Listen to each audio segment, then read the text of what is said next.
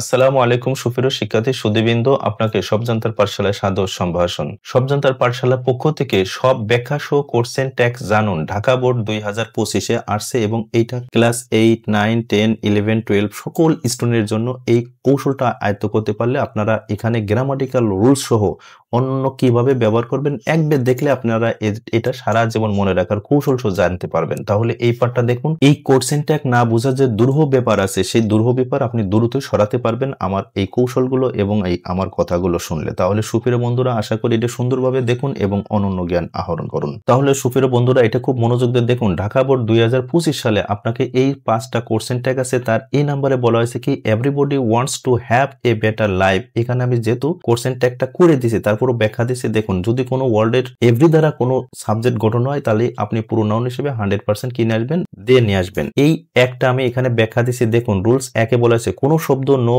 Every, body, Annie, সাম এবং neither দ্বারা গঠিত হলো কোর্সেন ট্যাক্স এ সাবজেক্ট সর্বদা কি হবে, এই দে হবে। তাহলে লক্ষ্য করুন এখানে দেখুন প্রতিটা ওয়ার্ডের আগে এই কথাটা আছে, আপনি 100% সাবজেক্ট হিসেবে কি নিয়ে আসবেন, দিয়ে নিয়ে আসবেন। তাহলে আশা করি এই শব্দের শুরুতে এভরি দ্বারা গঠিত আছে, তাই সাবজেক্ট কি আসলো, দিয়ে আসলো। এবার বন্ধুরা এই ভার্বটার লক্ষ্য করুন, এখানে মূলত হওয়ার কথা ছিল ডাজেন্ট, তার মানে এই ওয়ান্ট অনুসারে প্রেজেন্ট ইনডিফিনিট টেন্স অনুসারে ডাজেন্ট হওয়ার কথা ছিল, তা নয় ডন্ট কেন হলো। এইটা মনে রাখার সহজ কৌশল হচ্ছে যদি কোনো ওয়ার্ডের আগে এই ওয়ার্ডগুলো দ্বারা কোনো ওয়ার্ড গঠন করা হয় এবং তার সাবজেক্ট যদি দে হয় তখন এই সাবজেক্ট অনুসারে এই অক্সিলারি ভার্বটা কন্ট্রাক্টেড ফর্ম নিয়ে আসতে হবে। এইটা হলো মূল কথা। আর এই ভার্ব ব্যবহারের আমি আরেকটা এখানে কৌশল দিচ্ছি। দেখুন, প্রেজেন্ট ইনডিফিনিট টেন্সের মাত্র দুইটা অক্সিলারি ভার্ব হবে, সেটা হলো থার্ড পারসন সিঙ্গুলার নাম্বার। সহজ উপায় হলো আপনার ভার্বের শেষে এস থাকলে এক কথায় ডাজেন্ট বসবে, আর যদি এস না থাকে ডন্ট বসবে। কিন্তু এই ক্ষেত্রে আপনি লক্ষ্য করুন এখানে এস থাকার পরেও তো ডাজেন্ট আসার কথা ছিল, কিন্তু এখানে এই দে এর কারণে, তার মানে এই সেন্টেন্সের গঠন হওয়ার কারণে,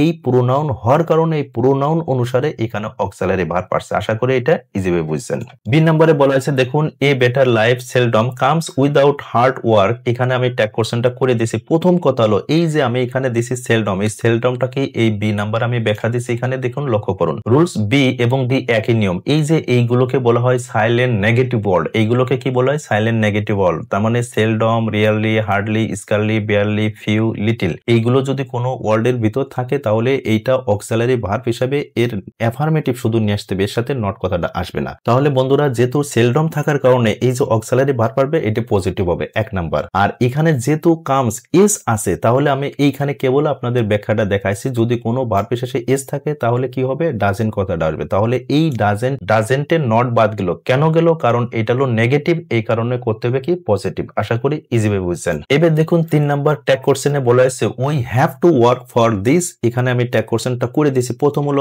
সাবজেক্ট উই আছে তাই আপনি উই দিয়েছেন। এখানে লক্ষ্য করুন এই যে এখানে ডু নট কেন দেওয়া হলো, আসলে তো সরাসরি অক্সিলারি ভার্ব হ্যাভ আছে, তাহলে তো হওয়া উচিত ছিল হ্যাভেন, কিন্তু এইটা হ্যাভেন না হয়ে ডু নট কেন হলো, এইটার ব্যাখ্যা আমি দেখুন 3 নাম্বার দিয়েছি। একদম সহজ একটা পদ্ধতি, আপনারা সবসময় মনে রাখবেন। অর্থাৎ হ্যাভ টু বা হ্যাজ টু অর্থাৎ অব্লিগেশন, তার মানে বাধ্য বা বাধ্যকতা থাকলে এই ডু বা ডা শো করে কোশ্চেন ট্যাগ করতে হয়। আশা করি ইজিভাবে বুঝছেন। যেহেতু এই ট্যাগ কোশ্চেনে হ্যাভ টু আছে, বাধ্যতা বোঝাচ্ছে এবং এই সাবজেক্ট অনুসারে আপনার এই অক্সিলারি ভার্ব নিয়ে আসতে হবে। অক্সিলারি ভার্ব প্লুরাল হলে কি হয়, 100% ডন্ট হয় এবং এই ক্ষেত্রে হ্যাভ নট নিয়ে আসা যাবে না বাধ্যতা করার জন্য। তাহলে আশা করি এটাও বুঝতে পারছেন। ডি নাম্বারে দেখুন, but most of us can hardly do the job. এখানে আমি যেহেতু ট্যাগ কোশ্চেন করে দিয়েছি, প্রথম কথা এখানে লক্ষ্য করুন যেহেতু এই হার্ডলি শব্দটি আছে, কি হার্ডলি শব্দটি কি, এই যে আপনাকে এখানে আমি বি নাম্বার রুলসে দেখাইছি, এইগুলো হলো আপনার সাইলেন্ট নেগেটিভ। এই যে এখানে কোন শব্দটি আছে, এই যে হার্ডলি, যেহেতু এটা সাইলেন্ট নেগেটিভ তার মানে ট্যাগ কোশ্চেনে এই পাশে যদি নেগেটিভ হয় এই পাশে করতে হবে পজিটিভ, তাই এর সাথে নট কথাটা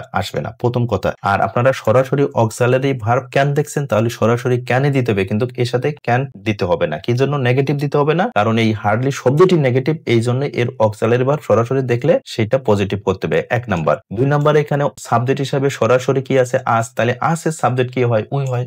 তাহলে এটা ইজিভাবে বুঝছেন আশা করি। এবার ই নাম্বার লক্ষ্য করুন, actually life isn't A bed of roses. এখানে আমি করে দিছি ইজেন্ট ইট। এখানে প্রথম কথা আপনারা সরাসরি যদি অক্সিলারি ভার্ব দেখেন এটা যদি নেগেটিভ থাকে তাহলে করতে হবে পজিটিভ, তাহলে নট বাদ দিলে ইজ হলো।